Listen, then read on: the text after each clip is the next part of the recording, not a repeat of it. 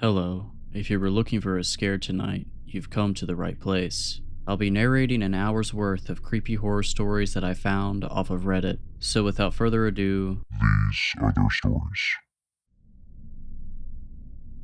I saw the job listing 2 weeks ago. Wanted, night guard at West Market in Redacted, Pennsylvania. 12 a.m. to 6 a.m. shift, $21 per hour. The whole thing struck me as odd right off the bat. What kind of grocery store needed a security guard while it was closed? Was the crime really that bad? But I needed the money, badly. And 2 days later, after a phone interview with a man named Clive, I showed up for my first shift. As soon as I pulled up, I sort of understood why they needed a night guard. The grocery store sat at the edge of a rundown strip mall. Large signs reading "Space for Rent" hung in the store windows, but judging by the dusty glass and flickering street lamps, no one had taken them up on the offer in years. I parked near the front door, and as I approached the building, I saw a woman hurrying away from the store. "You must be Aaron," she said breathlessly. "The night guard?" "That's me. Clive left you some instructions. I put them on the conveyor belt at Register 1. She gave me a polite nod and then stepped around me, heading for the only other car in the parking lot. "Oh, thanks. Be friendly." My inner voice scolded, "She's your new co-worker." I turned around. "Hey, what's your name?" But she was already diving into the car. The door slammed, the car reeled out of the parking space, and then she was gone. So much for a new friend. I turned back towards the store. The parking lot was completely empty now, and the nearest streetlight was flickering with an odd, erratic rhythm. A cold wind swept in, whipping a crumpled paper bag across the parking lot. Well, here goes nothing. I stepped up to the store. The glass doors squeaked as they parted for me, and then I stepped inside. Despite its outward appearance, the store was actually pretty nice inside. Bright fluorescent lights shone from overhead. Jazzy music played from hidden speakers. I headed over to Register 1, where a folded piece of paper was waiting for me. I flipped it open and began to read. "Dear Aaron, welcome to the West family. We sincerely hope you enjoy your first shift. To help you, we've compiled a list of rules that should make your shift as easy as our fresh-baked apple pie. 1. As night guard, you are expected to patrol the store every half hour, making sure nothing is amiss. You may spend the rest of your time in the break room,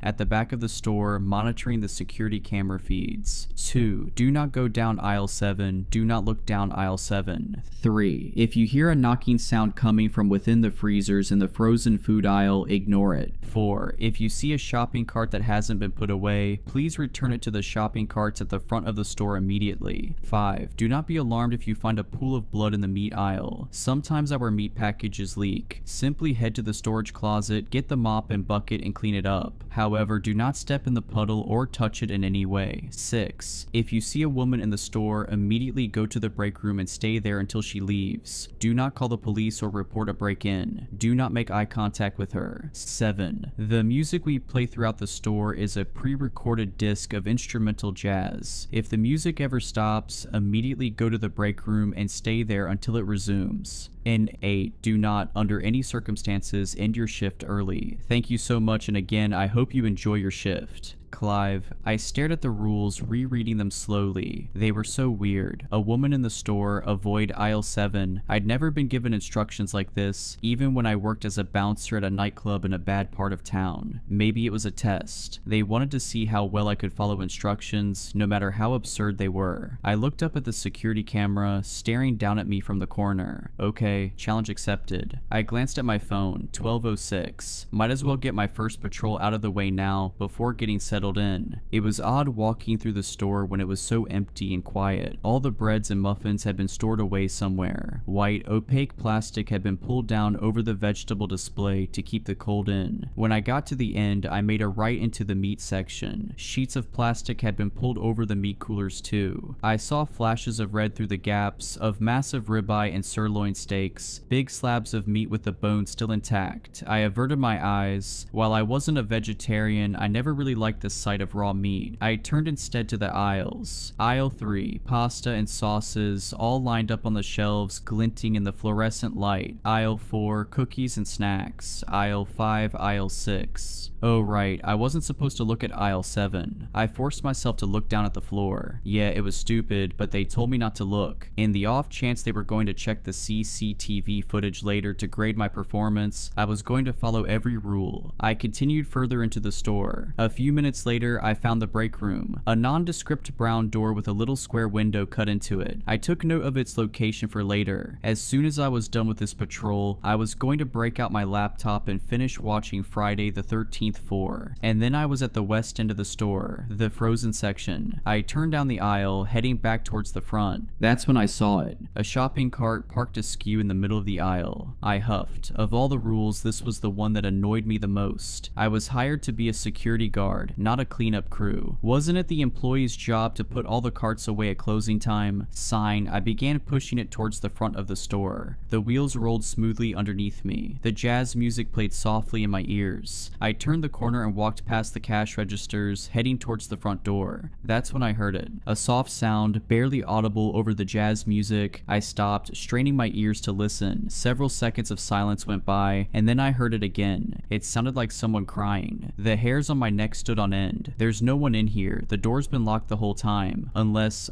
a customer had accidentally stayed past closing time. Maybe that employee, the woman I'd run into in the parking lot, didn't notice them, and locked up before they could get out. "Who's there?" I called out, a wailing sob in response. My heart plummeted. It sounded like a woman, or possibly even a child. "I'm coming," I called, breaking into a run. "Where are you?" They didn't reply. They just kept sobbing. I frantically continued in the direction of the sound, calling out to them, telling them everything would be okay. But then I stopped dead. The sound, it was coming from aisle 7. Do not go down aisle 7. Do not look down aisle 7. The rules had been very clear about that. I stopped just short of the aisle, next to an end cap display of mayonnaise, and carefully positioned myself so I was hidden. "I'm going to help you," I called out. "Can you tell me what happened?" They finally spoke, but they didn't answer my question. Help me," the voice cried through more sobs. "But please." I wanted to step into the aisle. My foot was already halfway off the floor, ready to run in there and comfort them. But something stopped me. A gut instinct, a little alarm bell going off in my head. Because out of all the aisles, what were the chances this person would be in aisle 7? And besides, they were safe. They were in an empty store with me. It's not like they were in a dark alleyway in the middle of the night. "Come out of the aisle," I called, my voice shaking a little. "Then I'll be able to help you." "Please," the voice replied. "Help me. This is stupid. Clearly some person got stuck in here after closing time, and they're scared. Just go into the aisle and help them get home." But there was another part of my brain, the instinctual lizard brain part, and it was screaming at me to not move a muscle. "Do you need me to call someone?" I tried. "Your parents or family, the police?"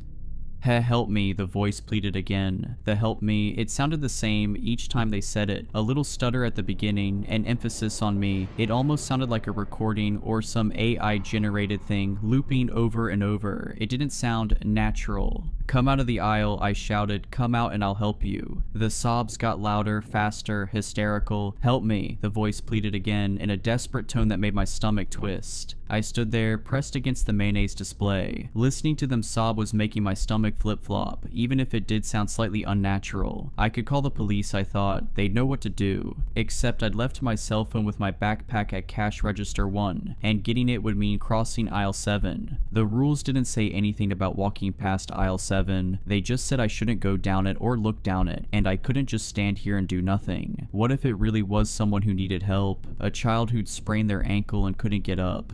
"Don't worry, I'm getting my phone and calling the police," I called out. Then I took a deep breath and stepped across the threshold of aisle 7 towards register 1. As soon as I took a step, the crying stopped. Just like that, violent sobbing, and then, in an instant, nothing. Like a switch had flipped. Then the footsteps started. Loud, slapping footsteps of someone running down the aisle. Way too large to be a child. Coming straight at me. My heart dropped. It's a trap. They're coming for me and I'm probably gonna die here. But as soon as I made it across the aisle, the sound stopped. All I heard were the soft jazz tunes playing through the speakers overhead. I hightailed it to the break room, completely forgetting about the cart I was supposed to return. The break room was small and cramped. The little square window in the door had been blacked out with construction paper from the inside. The only source of light came from the computer screen on the desk, displaying the security camera feeds. I scrolled through the feeds. I quickly noticed that none of them offered coverage of aisle 7. It seemed like the cameras were intentionally placed to avoid that aisle. After searching the grainy black and white video for anything to miss, I leaned back in the chair and closed my eyes. When I finally opened them again, it was almost 12:30. Time for my next patrol. I didn't want to go. I felt safe here, locked up in this little room, but I also knew I wouldn't be safe if I didn't listen to the rules. I shuddered, imagining what would have happened to me if I'd gone down aisle 7, if I hadn't listened. I pulled myself out of the seat and headed for the door. The store was completely silent, no hysterical sobbing or pounding footsteps. I started my patrol near the back, walking up aisle 17. Cans of food glinted on the shelves as I passed, but when I glanced at them, I didn't see any labels I recognized. No chef ravioli or giant green men, just generically labeled cans of meat stew. In fact, all the aisle had was meat stew, the same cans over and over and over. I reached the end and turned right towards the front of the store, and that's when I realized that I had already broken one of the rules. The cart. I hadn't returned it. It wasn't where I left it. Instead of haphazardly parked near aisle 7, it sat next to one of the cash registers, like some ghost man was checking out his groceries. I paused for a second, hands hovering above the handle. Then I grabbed it and headed towards the door. Outside, the parking lot was pitch black, not a single street lamp. The shopping carts are only a few feet from the door, I told myself. Just go in and out, it'll take 2 seconds. I did it as quickly as possible. I ran into the darkness, slammed the shopping cart into the row, and dashed back inside. Then I shut the doors and clicked the lock. Okay, that wasn't too bad, I said to myself, letting out a sigh of relief. For a second, I reveled in the peace of the store, the silence, the safety of being locked inside with no one else with me. But then I stopped. The silence. Oh no, the jazz music wasn't playing. How long had it been off? I'd been so preoccupied with returning the cart, I wasn't even paying attention. I broke into a sprint towards the back of the store, cookies and snacks flashing by me. Then I swerved right and sprinted into the break room. I pulled out the list of rules and read them over again. Do not, under any circumstances, end your shift early. Why did he write that? Was it just because he didn't want anyone flaking out on him? Or if I left early, would some horrible fate befall me? Because I really wanted to leave. I opened my backpack, pulled out the soda I'd brought and popped it open, took a sip, scrolled through the security feed, 5 more hours. The next 4 patrols went fairly well. The rules didn't say how long they had to be, so every 30 minutes I sprinted a lap around the store as fast as I could. The whole thing only took about a minute. Then, for the other 29, I locked myself in the break room. On the second patrol, I heard knocking as I ran down the freezer aisle. It started as light tapping across the glass, then crescendoed into loud thumps, like someone was slamming their palms against the glass doors. As per the rules, I ignored it. I just kept running until I made it back to the break room. On the last patrol, the music had cut out again, so I quickly detoured and got to the break room as quickly as I could, the silence ringing in my ears. And now here I was in the break room with 3 hours left. I stared at my phone's clock, ticking slowly towards 3 a.m. I stood up, shaking out my nervous energy, preparing myself to sprint. I'd been a runner back in high school, but in the past 10 years I'd gotten way out of shape. The last patrol had left me panting and breathless, legs aching. My hand closed around the doorknob. My heart hammered in my chest. 3, 2, 1, go. I wrenched the door open and shot out into the store, but I didn't get very far because there was an enormous pool of blood on the floor. I froze, all the air sucked out of my lungs. I stared at the blood shining in the fluorescent lights. The rules said to clean it up, but that would take at least 10 minutes. I wasn't safe out here. I swallowed. Then I hurried to the supply closet, got a mop and a bucket, and started cleaning as fast as I could. The job was messy. I slid the mop through the blood, then dunked it in the bucket, rinsed and repeated, the soapy water-tinged red. A few times it splashed up and almost landed on me, but I did it. I cleaned it all up without touching a drop. Unfortunately, by the time I was finished, it was 3:27. Time for my next patrol. I was too tired to run, so I settled for a brisk walk around the store. I headed up through the frozen food. I noticed now there were handprints on the glass doors. Handprints of all sizes, tilted and smudged, except the proportions looked all wrong, with fingers that were too long, too thin. I averted my eyes and kept going.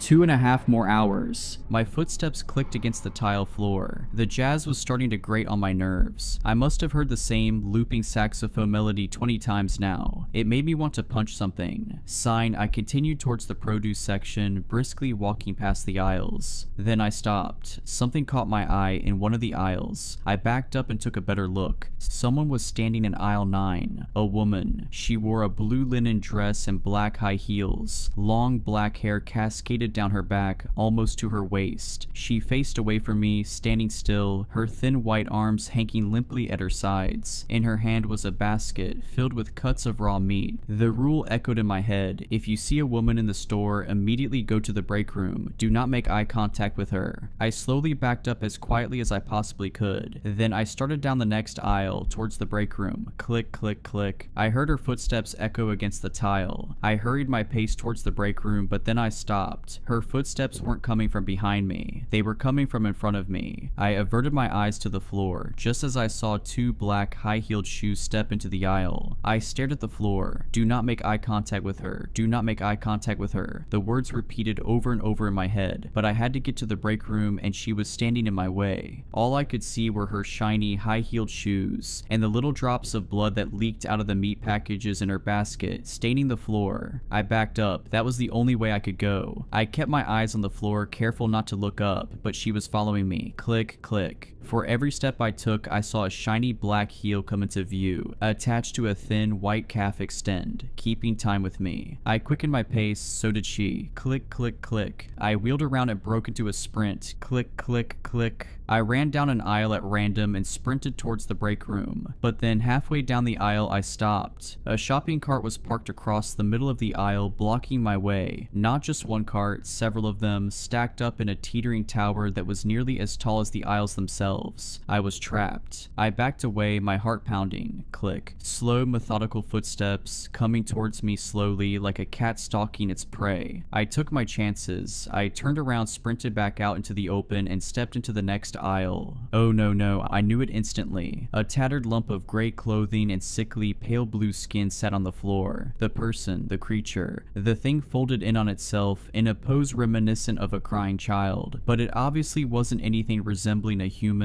with its strange lumps and appendages and complete lack of head. I'd stepped into aisle 7. I immediately reversed direction, but not before the thing unfolded itself and began to move towards me. I whipped around and screaming sprinted down the next aisle. Miraculously, I made it to the end in one piece. I veered sharply left towards the break room. Almost there, almost there. My hand hit the doorknob. I wrenched it open and dove inside. Then I collapsed in the chair, panting. I sucked in a breath, staring at the locked door. Am I really safe in here? Technically, the rules never said I would be safe. Maybe staying in here only decreased my chance of death. I turned my attention to the security camera feed on the monitor. It showed the middle of the store, and from what I could see, the aisles were empty. No trace of the woman. I switched to the next feed. The produce section, empty. I switched to the next one. I jumped. She was standing right there, in front of the break room door. She stood so still the image could have been a photograph, except for the blood slowly dripping from the meat in her basket. I swallowed and glanced away from the monitor. At the door. My heart slammed into my ribs when I saw her shadow under the door. Go away, please go away, I pleaded in my mind. The shadow of her head in the window tilted, as if contemplating her next move. Now I knew why the window had been covered. I forced my eyes away and looked back at the screen. She was still standing there, except there was something different about the way she was standing. I squinted at the grainy black and white image, trying to figure out what was going on. When my eyes finally fell on her heels, I realized. They were facing forward, but I was still looking at the back of her head, at the long black hair cascading to her waist. Either her hair was hanging over her face, or she'd turned her head all the way around. It must have been 20 minutes before she began to walk away from the door. I couldn't tell if it was just the low frame rate of these crummy cameras, but her movements looked jerky, her body lurching with each step. It made me sick to watch. When she disappeared from the screen, I let out a breath of relief. My hands and legs were shaking, weak. Okay, think. The rules said to wait until she left. All I had to do was watch the feed by the front door. As soon as I saw her leave the store, I'd be safe. After a few minutes of sitting there, waiting for my heart rate to return to normal, I forced my fingers back to the keyboard. I pressed the arrow key to move to the next feed, then the next and the next, looking for the camera at the front of the store. Number, her face. Her face filled the entire screen. Her eyes filled me with horror. They were pure white. No pupils, no irises, just pure white eyes threaded with spidery veins. I screamed and jumped back. Then I shut my eyes. The rules said don't make eye contact. Did that count? Through the screen, I let out a terrified shuddering wail and covered my face with my hands. My entire body shaking. When I finally took a peek through my fingers, I saw her, rapidly scaling down the wall, away from the camera on the ceiling like some kind of spider. Then she pushed through the glass doors and disappeared into the night. She left. I was safe. Or as safe as I could be in this cursed grocery store. I glanced at the clock. 3:58 a.m. Time to patrol. I really didn't want to, but I forced myself to swing the door open and run as fast as I could through the store. I saw shopping carts stacked in teetering towers, heard hands pounding against the freezer doors, saw little spots of blood on the shiny tile from the woman as she'd stalked me, and then a minute later I was done. I locked myself in the break room and for the first time in years began to sob. The remaining patrols went by without incident, though I did hear more sobbing from aisle 7 and more banking from the freezers. And then the hour had come, 6 a.m. My heart soared at the sight of the pink dawn sky through the glass doors. I was safe, I was free. When I glanced out into the parking lot, I saw a few cars pulling in, disgruntled, groggy employees clutching coffees heading towards me. As soon as the first one came in, I flew out of the store, ran to my car, and got out of there as fast as I could. I had never felt such relief, such happiness. I felt like a new man. All of my problems, even my financial ones, seemed dwarfed by what I just endured. When I pulled onto the main road, I rolled down my windows and flicked on the radio. But it wasn't my usual classic rock station that blared through the speakers. Instead, I heard the upbeat tune of a saxophone. And as I listened to that horrible looping melody, I realized that my days as a night guard for West Market may not be over yet.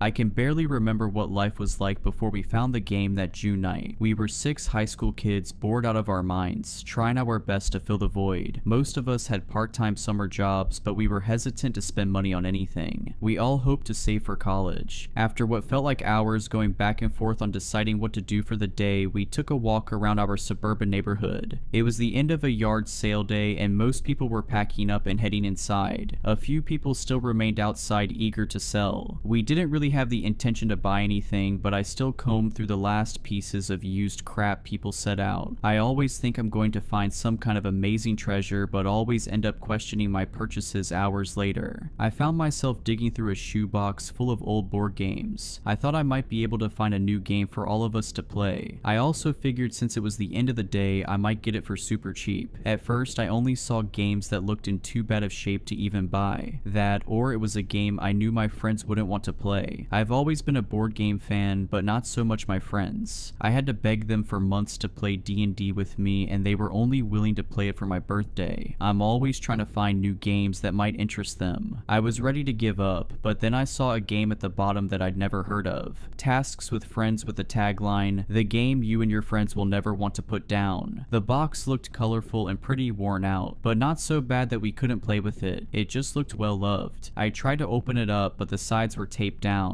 I mean, it makes sense. You don't want all the pieces to come flying out after all. I didn't see a price tag or sign for the price, so I found the owner and asked her, "Excuse me, how much are you charging for the game?" I said eagerly to the woman while admiring the bright colored box that lacked any company branding or trademarking. "Oh, that old thing. I don't know. Do you have $1 on you?" The woman said as she put the yard sale leftovers into one big box. As she told me the price, I perked up and started to dig through my purse. She either got annoyed with me taking too long or just wanted to be nice and told me to just take it. She immediately started to back up her box again. "So, is the game any fun?" I said to her awkwardly. "I actually never played it. My friend Jen gave it to me a few years back because her kids got obsessed over it or something, so she just wanted to get rid of it. She thought my family would enjoy it, but we just never got around to playing it," she said with her back facing me. I kindly thanked her and called for my friends to come over to see what I got. As I called for them, I could see their curiosity over what I found. That excitement was quickly lost when they saw I had a board game in my hands. They rolled their eyes knowing that I would try and get them to play it with me. "Kate, you know we don't do the board game thing," Aaron said to me annoyed. "Come on guys, you've all been going on and on all day about how bored you are. At least try. This game looks really fun. I actually haven't played this one before, so we can all learn together," I said as I saw their faces start to grow curious again. again. James came up to me and gestured at the box in my hand. I gave it over to him, hoping that he would be convinced to play after looking at it. I knew if he was down to play, everyone else would be too. As he held the box, I could see the expression on his face change from doubt to excitement. "This game looks like fun, let's go play," he said with a giddy tone I'd never heard him use. He started to jog in the direction of his house with me close behind and the rest of our friends slowly walking behind me, looking confused as to why James was so excited to play a board game when he was normally the person most against them. We all made it back to James's house. We walked in and were greeted by his mom, confused as to what made her emotionless son so excited. As we stood in the entryway not sure what to say, we heard him calling us from the basement. We ran down the steps to see the game fully set up on the floor and ready to play. He was sitting on a pillow reading the instructions with intense concentration. "James, are we actually playing this game?" Bree whined. "Yes we are, I promise. If you just sit down and start to play, you will have fun. I had a chance to learn the rules while you guys got here," James insisted as he shuffled a pile of cards one last time. After a few minutes of back and forth, everyone was sitting down and ready to play. James explained the rules of the game directly from the intrusion manual. Each player starts with their token at the start of the board. Players will take turns drawing a card from the top of the deck. Each card will have a task. If that task is completed, you may move the number of spaces that are specified on the card. Once you see the card, it will say secret or public at the top. If it's a secret card, do not read it out loud. This task must be completed without anyone noticing or questioning the action on the card. For example, hold someone's hand, sing a song, insult someone, etc. Just complete the task without anyone calling you out. If a player does something you believe to be a secret task, say out loud, "Deceiver." If the player was caught, they will show their card and fail their task. Do not move any pieces. If the person who calls out "Deceiver" wrongly accuses the player, then they must move back one space. The accused player will keep that card and continue to try and complete the task. Once you have successfully completed a secret task, you may announce task complete and move your token forward as many spaces as specified on your task card. If you pull a public card, you must read it out loud. These cards will include things like saying the alphabet backwards, don't say or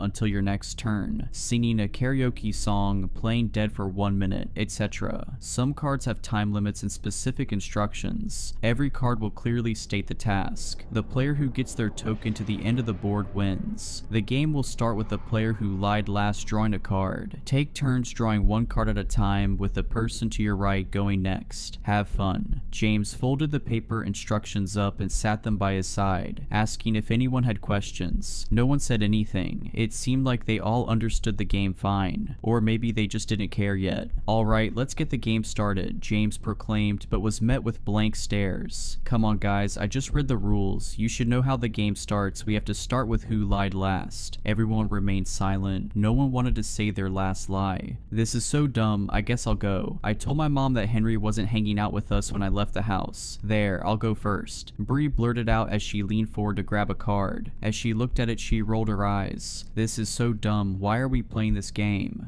"Come on, Bree, it can't be that bad. Can you read it out loud?" Henry said, sensing that the card was embarrassing. "Ugh, public card. Pretend to be a cow for 3 minutes." She threw the card down and looked at Henry, who was to her right, expecting her turn to just be over and not wanting to even try. The rest of the group started to laugh and encourage her, chanting her name and begging her to do it. After about a minute, she gave in and got down on her hands and knees. When she first started, she was annoyed, staring daggers at Henry. As her time ran down, I could see in her face her feelings towards the game change. When the timer went off, she didn't stop for a few seconds. She kept going because she was laughing so hard. "That was so fun. Someone move my token up one space. Henry, it's your turn now," Bree said with a giggle and a newfound excitement. Henry looked at her in disbelief. He was so used to her cold exterior but liked that this game made it melt away. Henry picked up his card. He motioned, zipping his lips shut, and shook his head. Me, Bree, and James all squealed in excitement, with the rest of the group looking lost, not understanding what they missed that got us so excited. Since Henry had a secret card, it was AJ's turn. Aaron. She was chuckling along but clearly just doing it because she didn't want to look dumb for asking us what was so funny. She pulled her card and read it out loud.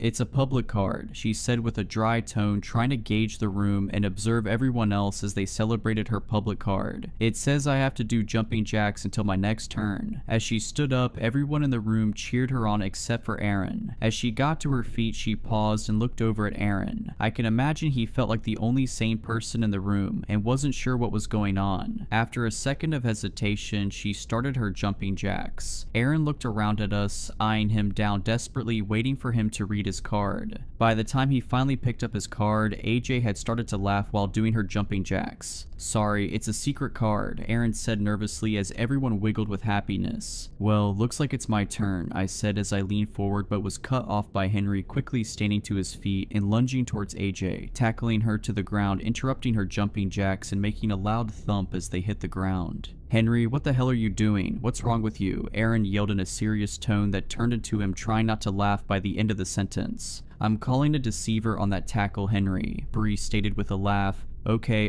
you got me, Henry said while still laying on AJ from his tackle. They both smiled over the event even though it clearly hurt when they hit the floor. But you have to admit that one was tricky. I tried to start my turn again but was interrupted by Aaron. Ha, task completed. I yelled at Henry and didn't get caught. I get to move 2 spaces, he said as he smugly moved his token 2 spaces on the game board. We kept playing the game for hours. We finished the first game and everyone wanted to play again, and again, and again. I looked around at them in disbelief. It felt impossible that all my friends were enjoying a board game. It was a dream come true. After years of begging, finally. Normally at hangouts like this by 10 p.m., Bree and Henry would wander off to make out in some closet, AJ goes home to sleep, and Aaron, James, and I are left to awkwardly try and find something to do with just the 3 of us. It got to be 2 a.m. and we were either exhausted or our parents calling us telling us to come home, or we would be in serious trouble. We all went back to our houses but all had a hard time going to sleep. We stayed up until 5 a.m. for some of us, just talking about the game over text, strategies when we could play again, funny things that happened that night. We couldn't get enough. The games we played started out pretty simple. No tasks got too wild, and while we really loved to play, it wasn't like it was taking over our whole lives. Not yet at least. Because we played the game at James's house the first time, we ended up just keeping it there. Even though the game was technically mine, we always hung out at his place, so it just made sense. It was around 10 a.m. the next day when our group chat started to blow up with everyone asking when we could get together that day. Now, because it was summertime and we were all teenagers, we either had work in the mornings or most of us slept until noon. But not me. I was always up early waiting for my friends to get up so I had something to do, or trying to make some money as a dog walker. That being said, I was shocked when I saw that everyone was up and everyone claimed to not have work. James didn't have a job at that point, so of course he was free, but everyone else was too. That did not happen often. We all met up at James's place at around 11 a.m. that same day. Everyone eager to play. We must have played 10 games that day. The games consisted of us doing accents, being banned from saying certain words, backflips, and so on. Nothing too weird. We realized after a few games that we never got a repeating card. Not one time. This was strange because there were probably 200 cards in the deck, but even with us playing a dozen games, every card was new. I knew I had a couple of dogs to walk that evening, but texted the owners to cancel. No way was I going to leave while all my friends were enjoying a board game this much. I knew AJ said something about her having a shift at 4 p.m., but when the time got close, she went to the other side of the room and called out of work. She didn't even mention it to us or talk about it. She just stood up, walked to the corner, talked to her manager, and came back. No one thought anything of it. After a few minutes, she loudly proclaimed, "Task completed," moving her token up 3 spaces. We looked around confused at what task she had, and the card said, "Call out sick to work." We were surprised by this card, to say the least. It was the first time a card had to do with something outside of the players. Everyone else in the group canceled any plans they had for the rest of the day, although AJ was the only person who completed a task for it. It was around 11 p.m., which made it a full 12 hours of the game. Bree pointed out that we forgot to eat any food all day. After thinking about it, I realized that I hardly barely drank any water, and went to the bathroom like one time all day. Things started to get out of hand that night. AJ pulled a card that said to go into a closet with the player to her left and kiss them for 5 minutes. Of course, that player was Henry. Bree was not happy, but she knew how serious everyone was about the game. She told him she wasn't okay with it, but he insisted that it was just a game and it wouldn't mean anything. It was worth 4 points for both people who would go into the closet. AJ and Henry stood up and went to find a suitable space, all while Bree freaked out and said she would end things with Henry if he went through with it. It was never completely clear what Henry and Bree were. They don't like to use boyfriend and girlfriend, but everyone knew they were a thing. Aaron tried to call it off, saying this wouldn't be worth it and to just stop, but it was like they didn't even hesitate. Bree sat on the carpet and started to cry as the timer on her phone counted down an agonizing 5 minutes. I thought I would either hear kissing or nothing at all, but instead I heard talking. It started as soft whispers, then crying and yelling. They stayed in for about 2 minutes, then came tumbling out. "That's it, Henry. I can't believe you would do that for a game. We are over," Bree said with a red, wet face. Henry came and silently sat down with AJ. AJ was now beet red as well. Despite 3 of my friends just going through something I couldn't wrap my head around, they all looked at James calmly and nodded for him to pull his card. No one had moved any tokens forward, so it was clear they failed their task of kissing in the closet. James hesitantly leaned in for a card and read it to himself as we were bombarded by Bree, AJ, and Henry all saying, "Task completed," and then shot confused faces at each other. They all threw down their cards and moved their tokens forward. Bree's card said break up with Henry. Henry's card said make AJ cry, and AJ's card said tell Henry you love him. All those cards were worth way more than the stupid kissing card, so the kissing task was ignored and they all individually completed their hour tasks without ever communicating it with each other. They all saw opportunities to complete a task worth more points and they took it. After this moment, it was like nothing even happened. The girls stopped crying and started laughing and saying how impressive the completion of the tasks were. "Wait guys, something is wrong here. Do you not see it?" Aaron said with concern, trying to take a break from the game. "Oh, stop. You are just jealous you didn't get to move 6 spaces," Bree said with arrogance. "No, I'm not talking about that. Does no one find it weird that the cards are using our names now? Not only that, but the cards are somehow interacting with other cards to almost try and make bad things happen," James blurted. As he said that, it was like we all froze in our spots, all looking at each other, realizing how hungry and tired we were, looking around at the room, seeing how big of a mess we made. Bree grabbing Henry's hand with a look of sadness and coming to grips with how they hurt each other for a game. I looked down at my arm and was reminded of the crud things I had drawn on my arm with Sharpies in order to move 1 space in an earlier game. I saw Aaron's jeans that were now cut into shorts with some kid scissors. I looked at James's legs and saw his one shaved leg lying crossed over the untouched hairy one. I looked at AJ and saw she had a huge purple bruise on her arm. At that moment, I remembered feeling like an addict trying to get off drugs. I knew this game was hurting us. I wanted to stop but felt like I couldn't. I could see the same feeling in all my friends' eyes too. The urge to say one more game, just one more time,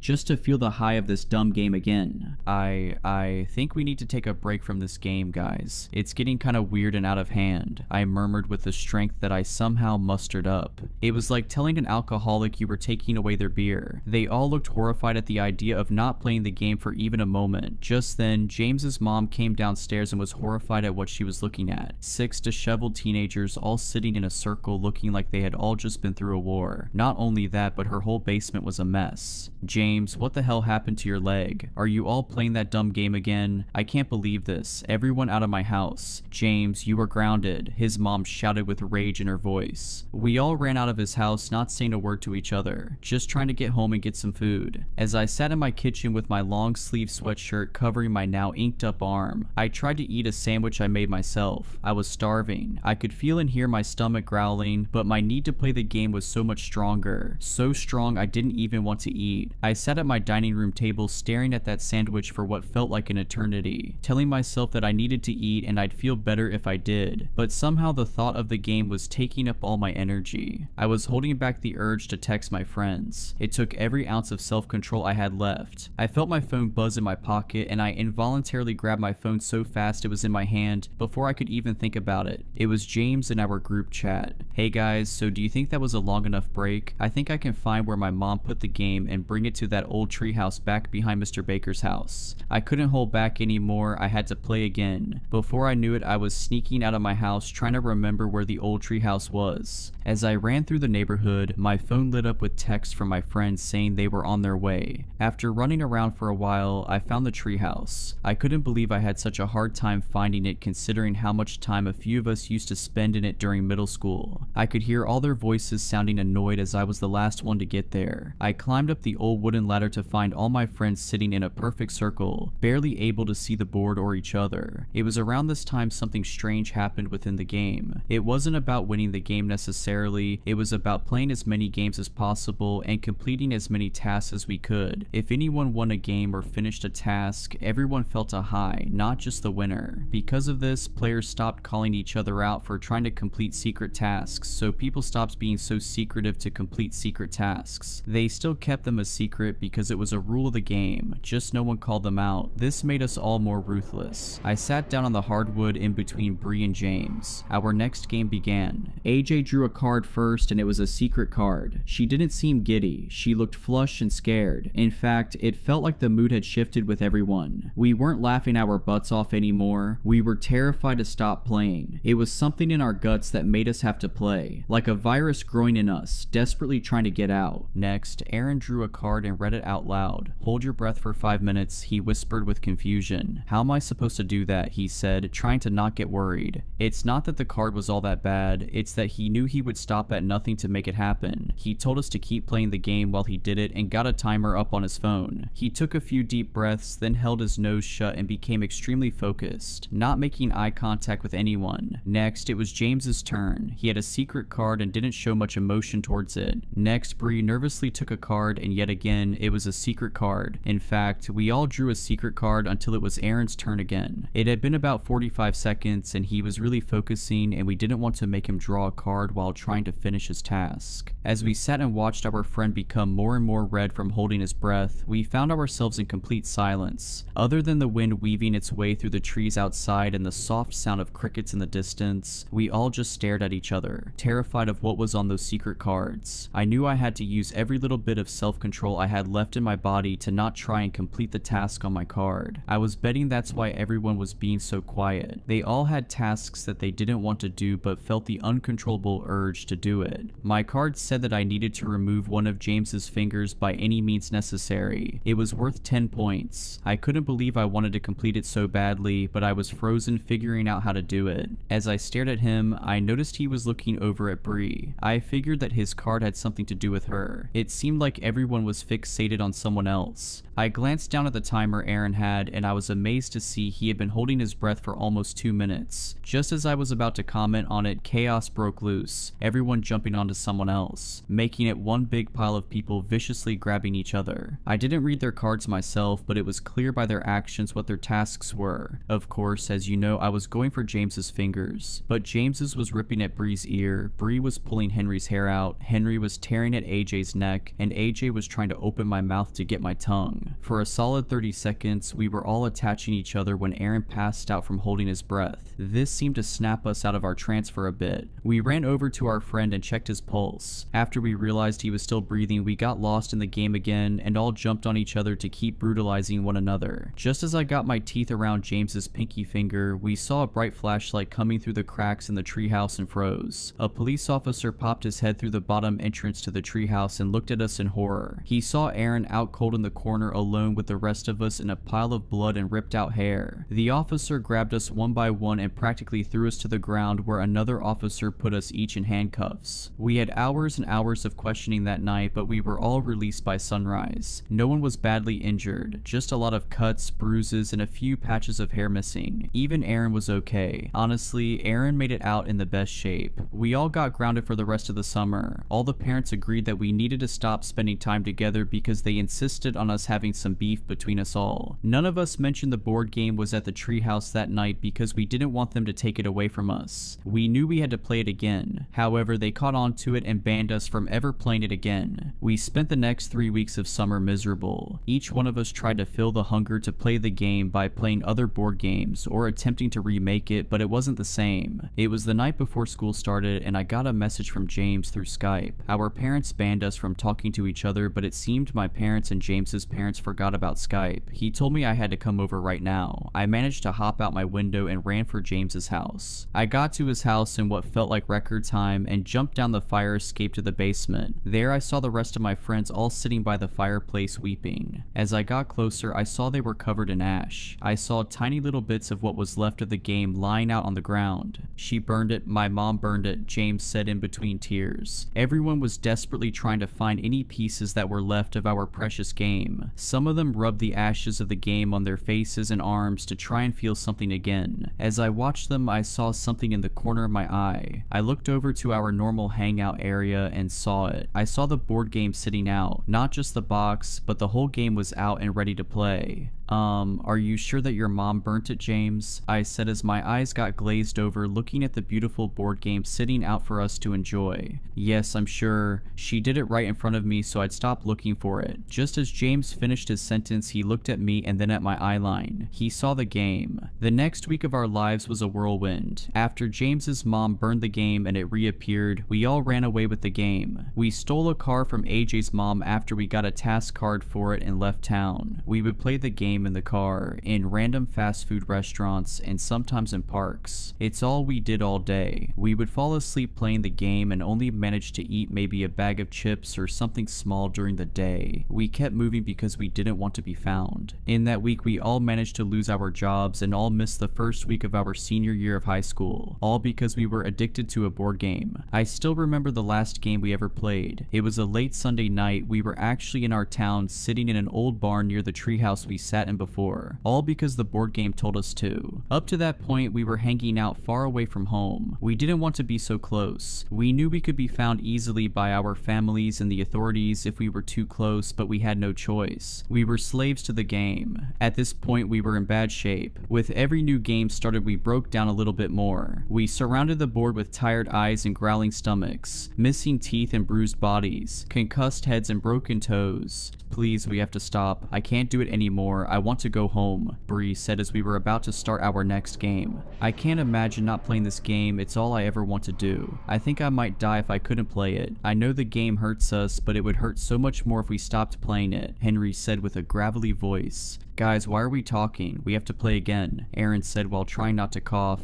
I know we have to. I've never hated something and loved something so much in my whole life, Bree remarked. We started the game with shaky hands, moving slowly and holding our breath whenever someone looked at their card. OJ went first. She reached down and picked a card, cringing to herself after reading it in her head. Next was Bree. She rolled her eyes and she read off the words. Public card, waterboard the player to your right for 5 minutes. Both players move 8 spaces, Bree timidly said as she glanced at James sitting next to her. I can't say we really knew how to waterboard someone, but we laid him on his back with his legs elevated and dripped water over him. We let him take a card for his turn before Bree started the waterboarding so we didn't have to wait for 5 minutes for them to be done. His card was a secret card. We continued the game with the awful background sounds of gagging and choking. Next, it was Aaron's turn. He read his card and winced. He closed his eyes tight and opened them again, as if he was hoping he was in a dream. As he opened his eyes, he slowly looked at all of us, making eye contact with each one of us. Just then, James was done being waterboarded and he and Bree came to join us. I was so glad they were done, not just because I was sick of the sounds, but because it meant they got to move 8 spaces. Aaron stood to his feet slowly. I prepared myself because I figured he was about to hurt us. In an instant, he ran out of the barn and into our stolen car. We all looked around confused as to where we went but kept playing the game as he drove off. Next, it was my turn. Public card, jump off the roof of the barn, 9 points. I said out loud nervously. Henry and AJ jumped up and started to walk outside, not even questioning if I would do it or not. They weren't wrong in the assumption. Before I could even think I was on my feet trying to find a way up to the roof, I found my way to the top of the 10-foot tall building. I took a deep breath and leaped off and was met with a hard thump as I hit the ground. I felt a gut-wrenching pain in my right ankle as I landed. I knew I broke it. I had no doubt in my mind. I was thrashing in pain, grabbing my ankle as my friends dragged me back into the barn. We knew we had to keep playing. Next, Henry took a card. He picked it from the pile with his eyes closed and brought it to his face while peeking just enough to see the words on the card, then closed his eyes again, trying to pretend he never read the words in the first place. Next, AJ took a card. Even though it was a secret card, I knew it was about me. She glanced down at my ankle right after her eyes left the card. Just as James was reaching for his card, we saw Aaron walk back into the barn. We all sat in shock as his silhouette became clear and vivid in the doorway. Blood trickled down his arms and hands, dripping on the dirt as we all stared at each other. His eyes were blank at first, but then turned to pain. We watched him as he walked from the doorway to the game board, blood dripping on the game as he moved his token 30 spaces. Aaron, what have you done? 30 spaces, AJ muttered in fear. James, I'm so sorry I had to. Aaron whimpered as sat in the dirt with his secret task card crinkled in his bloodied fist. Tell me what you did right now. What the hell does your card say? Show us, James yelled as he stood to his feet. Just as James was about to jump onto Aaron, Henry reached into his pocket and pulled out some matches we used to start small campfires while we had been on the run. We all stood still waiting to see what he was about to do as he lit 3 matches and threw them into the nearby hay bales, igniting the whole inside of the barn. Without hesitation, AJ saw the opportunity and stomped on my ankle as hard as she could. If it wasn't broken before, it sure was now. I looked down at it to see it now bent sideways. She then stomped on my other ankle, not breaking it but making it so I couldn't walk. She moved her token 12 spaces. Even though I was in agony from the pain, I still felt such an intense high from her moving so many spaces. Aaron dropped his card in the midst of everything happening. James fell to his feet to see the card and started to weep as he read it out loud. Secret card, kill James's mom, move 30 spaces, he said with anger bubbling up. I can't believe you would do that for a dumb game. How could you do this to me?